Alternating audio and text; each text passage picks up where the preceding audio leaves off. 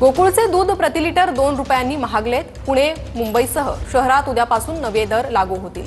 मुंबई आणि पुण्यात 74 रुपये प्रति लिटर दूध विक्री होईल। गोकुळ दूध संघाकडून देखील दूध विक्री दरात वाढ करण्यात आली आहे।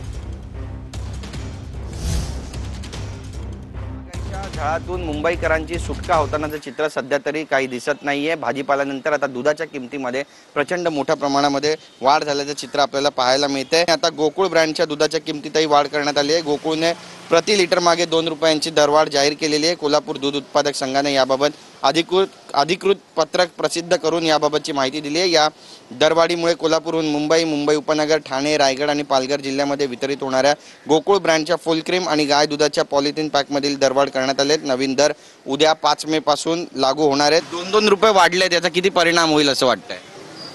मतलब चिल्लाते हैं वो लोग, बोलते हैं 2 रुपये बढ़ गया है, अभी क्या और कितना बढ़ेगा, ये सब बोलते हैं। दूध लेना बंद करना पड़ेगा अभी। आपण पाहतोय की या सगळ्या प्रतिक्रिया आहेत सर्वसामान्य मुंबईकरांच्या। तर या महागाईतून सर्वसामान्य मुंबईकरांची सुटका नेमकी कधी होणार आहे पाहणं महत्त्वाचं ठरेल।